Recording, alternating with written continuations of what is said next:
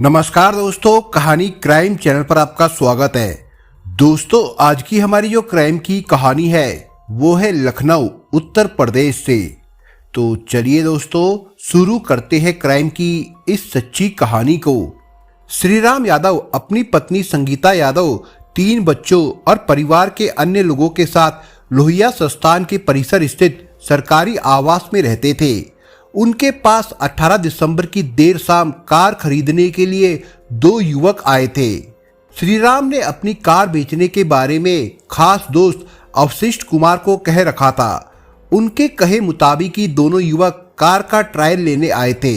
श्रीराम उनके साथ test drive कराने के लिए चले गए, किंतु देर रात तक घर नहीं लौटने पर परिवार के सदस्य चिंतित हो गए। पत्नी संगीता ने इसकी सूचना अपने देवर को दी।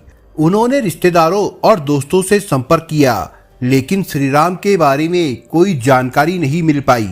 अगले दिन 19 दिसंबर को भाई मनीष यादव ने विभूतिखंड थाने में उसकी खास जान पहचान वाले प्रोफेसर अवशिष्ट कुमार व अन्य अज्ञात युवकों के खिलाफ अपहरण की रिपोर्ट लिखवा दी थी। पुलिस ने छानबीन के बाद 3 दिन के भीतर ही 22 दिसंबर को बाराबंकी में अयोध्या हाईवे से लिंक रोड पर कुरौली के पास यूपी 32 BM 5048 नंबर की कार बरामद कर ली, लेकिन तब तक श्रीराम का कोई अता पता नहीं चल पाया। कार मिलने के बाद घटना स्थल से लेकर लोहिया परिसर के CCTV कैमरे खंगाले गए। सभी फुटेज में श्रीराम की गाड़ी के पीछे एक कार जाती दिखी। उस कार के नंबर से पता चला कि वो कार अवशिष्ट की है, जिस पर श्रीराम के भाई ने FIR में शक जताया था। साथ ही कार 28 दिसंबर 2021 से ही अवशिष्ट के निवास स्थान परिसर में भी नहीं थी। इसे आधार बनाकर की गई गहन छानबीन के बाद पुलिस टीम ने श्रीराम की पत्नी संगीता समेत अवशिष्ट, संतोष, सुशील व कुंती को गिरफ्तार कर लिया। उनसे पूछताछ में श्रीराम की गोली मारकर हत्या किए जाने की बात सामने आई। उन्होंने स्वीकार कर लिया कि श्रीराम को गोली मारकर उसका शव इंदिरा नहर में फेंक दिया गया है। इस जानकारी के बाद श्रीराम की दोनों बेटियां व एक बेटा पिता की हत्या व मां की गिरफ्तारी से सदमे में आ गए। इस हत्याकांड में सबसे बड़ा सवाल का जवाब मिलना बाकी था कि आखिर श्रीराम की हत्या क्यों की गई। इसी के साथ कई दूसरे सवालों के जवाब भी तलाशे जाने थे। इस बारे में DCP अमित कुमार आनंद ने अपनी प्राथमिक जांच के आधार पर मीडिया को बताया कि श्रीराम की पत्नी संगीता यादव अवशिष्ट कुमार की प्रेमिका है, जो बाराबंकी के जहांगीराबाद स्थित राजकीय पॉलिटेक्निक परिसर में रहता है। अवशिष्ट मूल रूप से लखीमपुर खीरी का निवासी है। हिरासत में लिए गए दूसरे आरोपियों में कुंती गांधीनगर बाराबंकी की रहने वाली है, संतोष कुमार बाराबंकी में डखोली गांव और सुशील कुमार अशोक नगर का निवासी है। विभूतिखंड थाने के इंस्पेक्टर चंद्रशेखर सिंह ने उनकी गिरफ्तारी के साथ साथ .32 बोर का पिस्टल, तमंचा, 7 कारतूस व 1 खोखा और अवशिष्ट से संगीता की 4 फोटो, आधार कार्ड, पैन कार्ड व पोस्ट पेमेंट कार्ड बरामद किया। पुलिस के मुताबिक संगीता का अवशिष्ट के साथ लंबे समय से प्रेम प्रसंग चल रहा था। दोनों चोरी छिपे मिलते रहते थे। अवशिष्ट से बात करने के लिए संगीता ने एक मोबाइल फोन छिपाकर रखा हुआ था। दिसंबर 2021 की शुरुआत में श्रीराम ने वो फोन देख लिया था। उसे पता चल गया था कि संगीता चोरी छिपे अवशिष्ट से बातें करती है। इसे लेकर पति पत्नी के बीच काफी झगड़ा हुआ। उसके बाद से श्रीराम पत्नी संगीता पर नजर रखने लगा। संगीता ने जब अवशिष्ट को इसकी जानकारी दी, तब दोनों ने श्रीराम को रास्ते से हटाने की साजिश रच डाली। उन्होंने योजना बनाकर श्रीराम को मौत के घाट उतार दिया था।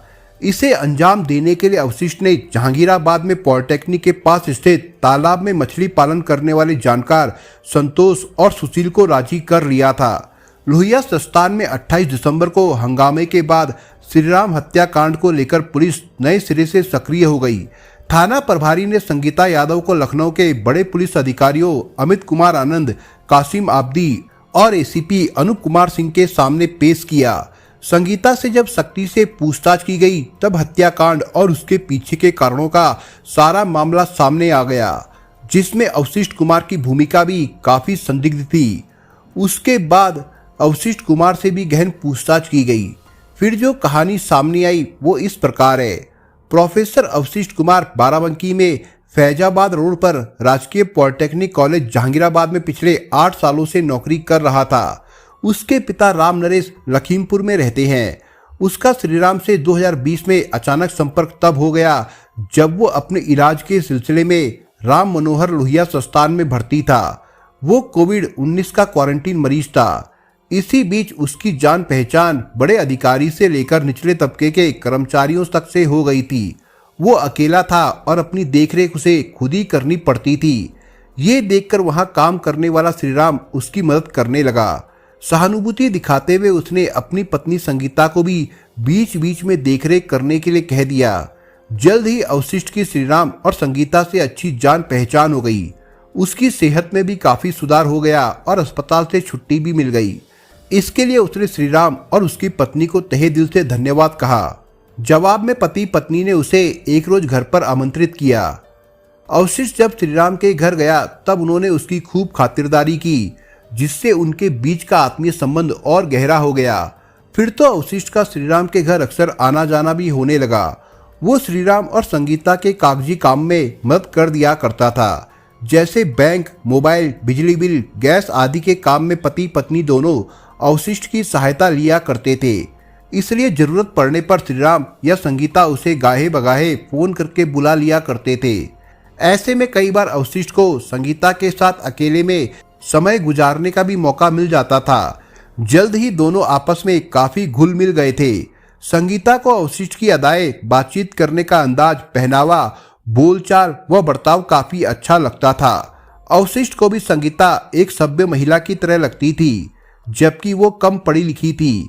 संगीता जब कभी अवशिष्ट की तुलना पति श्रीराम से करती तब अवशिष्ट के मुकाबले पति उसे बेवकूफ नजर आता था। संयोग से वो श्रीराम से अच्छे ऊंचे पद पर सरकारी नौकरी में था। फिर क्या था, दोनों को जब कभी मौका मिलता वे साथ साथ खरीदारी करने या यूं ही सैर सपाटे के लिए निकल जाते थे। वे आपस में काफी खुल गए थे।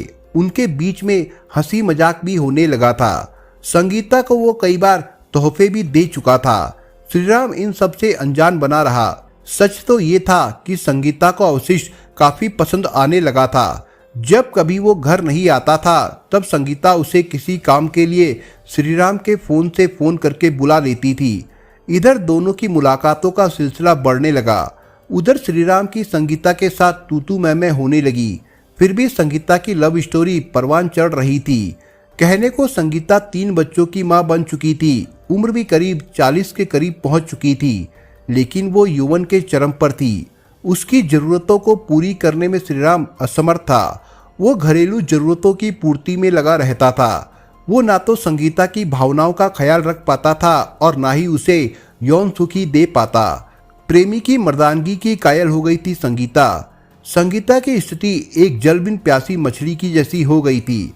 ऐसे में वो अवशिष्ट का साथ पाकर कुछ पल के लिए सुखद एहसास का अनुभव करती थी। वो उससे एक दिन भी मिले बगैर नहीं रह पाती थी। श्रीराम को इस बात का एहसास होने लगा था कि संगीता का लगाव अवशिष्ट के प्रति कुछ अधिक ही हो गया है। वो उसे एक भरपूर मर्द के नजरिए से देखने लगी है। सच तो ये भी था कि संगीता श्रीराम की उपेक्षा कर उसे कमजोर मर्द का ताना भी कसने लगी थी, जबकि उसे संगीता की ये हरकत बुरी लगने लगी थी। वो नहीं चाहता था कि संगीता उसके दोस्त के साथ मेलजोल रखे। पानी उसके सिर के ऊपर से बहने लगा था। श्रीराम को संगीता का अवशिष्ट के साथ मिलना जुलना अखरने लगा था। ये देखकर श्रीराम संगीता पर अंकुश लगाने लगा, बात बात पर टोकने लगा। जब उससे बात नहीं बनी तब उसने इस बारे में अवशिष्ट से भी बात की। उससे कहा, यार तुम्हारी मेरी दोस्ती है, मैं चाहता हूँ कि वो हमेशा बनी रहे, लेकिन तुम्हारी खातिर मेरा पत्नी के साथ झगड़ा होता रहता है, इसलिए तुम उससे नहीं मिलो तो अच्छा होगा। उससे फोन पर भी बातें मत किया करो। इस पर अवशिष्ट ने उसे खरा सा जवाब दिया, इसमें मेरी क्या गलती है? तुम अपनी पत्नी संगीता पर क्यों नहीं अंकुश लगाते हो? उसे क्यों नहीं समझाते हो? वही मुझे फोन करके बुलाती रहती है। श्रीराम को अवशिष्ट की बात बुरी लगी। वो समझ गया कि उसे संगीता पर ही किसी तरह से अंकुश लगाना होगा। इसके लिए उसने एक तरीका निकाला और संगीता को उसके मायके कंचनपुर भेज दिया। लेकिन संगीता भी कहाँ मानने वाली थी। वो तो अवशिष्ट को दिल से चाहती थी, उसके ख्यालों में खोई रहती थी। दिल में उसके प्रति प्यार का तूफान उठ चुका था। उसे मिले बगैर वो रह नहीं सकती थी। दूसरी तरफ अवशिष्ट के भी कुछ ऐसे ही हालात थे। संगीता के रूप यौवन से वो भी काफी प्रभावित था। यही वजह थी कि वो उसके बुलावे पर दौड़ा दौड़ा मिलने चला जाता था। श्रीराम यादव का विवाह संगीता के साथ 1996 में सामाजिक रीति रिवाज के अनुसार हुआ था। तब से वो उसके साथ लखनऊ में ही रह रही थी। शादी होने के कई सालों बाद वो गांव गई थी। वहां उसका मन नहीं लगा। 2 हफ्ते में ही वो अपने पति के पास आ गई।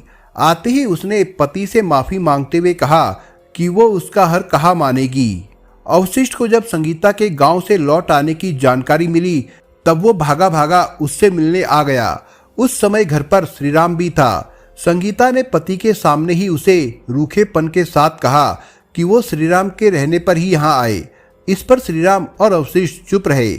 जैसे ही श्रीराम कुछ मिनट के लिए कमरे से बाहर गया, अवशिष्ट ने जेब से एक मोबाइल निकालकर संगीता को पकड़ा दिया और बोला, इसे छिपाकर रखना, जब बात करनी हो तो इसी से फोन करना।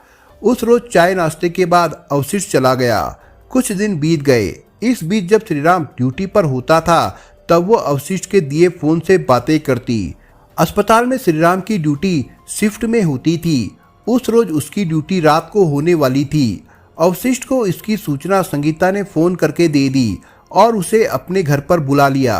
शाम ढलते ही अवशिष्ट आ गया। उससे काफी देर तक बातें की, आगे की योजना बनाई। रात के 8 बजने वाले थे। संगीता ने अवशिष्ट को रात में वहीं रुकने के लिए कहा। अवशिष्ट तुरंत बाजार गया और बच्चों के लिए खाने पीने का सामान ले आया। साथ में शराब की एक बोतल भी खरीद लाया। पहले भी वो श्रीराम के साथ बैठकर कई बार शराब की महफिल जमा चुका था। इसमें संगीता भी साथ दिया करती थी। उस रोज भी वो शराब की बोतल देखकर खुश हो गई। काफी दिनों बाद अवशिष्ट के साथ पैक लगाने का मौका जो मिल गया था, वो भी अकेले में। अवशिष्ट ने फटाफट शराब के 2 पैक गटक लिए और कमरे में पड़े बेड पर पसर गया। थोड़ी देर में संगीता प्लेट में कुछ नमकीन लेकर आई। गिलास खाली देखकर बोली, अकेले अकेले गटक लिए। अवशिष्ट लेटा लेटा बोला, एक और बना दो। संगीता गिलास में 2 पैक शराब डालने के बाद अपने साथ गिलास में 1 पैक बना लिया। गिलास को छोटे टेबल पर रखकर अवशिष्ट को उठने के लिए कहा। अवशिष्ट ने उठने के बजाय अपना हाथ बढ़ा दिया। ये लो, खींच कर उठाना जरा।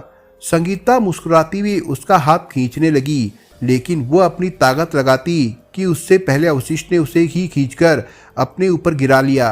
अरे अरे, ये क्या करते हो, कहते हुए संगीता अवशिष्ट के शरीर पर गिर पड़ी। संगीता उठने का प्रयास करने लगी। हालांकि अवशिष्ट की सहायता से ही वो उठ पाई और अपने अस्त व्यस्त कपड़ों को संभालने लगी। इस क्रम में अवशिष्ट की निगाह उसकी मासूम देह पर गई। संगीता ने चुपचाप शराब का गिलास उसे पकड़ा दिया। अपना गिलास तो उठाओ, चीयर्स करते हैं, अवशिष्ट बोला। झेपती हुई संगीता ने अपना गिलास उठा लिया और चीयर्स करने के बाद उन्होंने अपने अपने गिलास को एक साथ होंठों से लगा लिया। उसके बाद संगीता ने 3 और पैक बनाए। उन्होंने नमकीन खाई, चीयर्स किया और फिर पैक दर पैक गटकते रहे।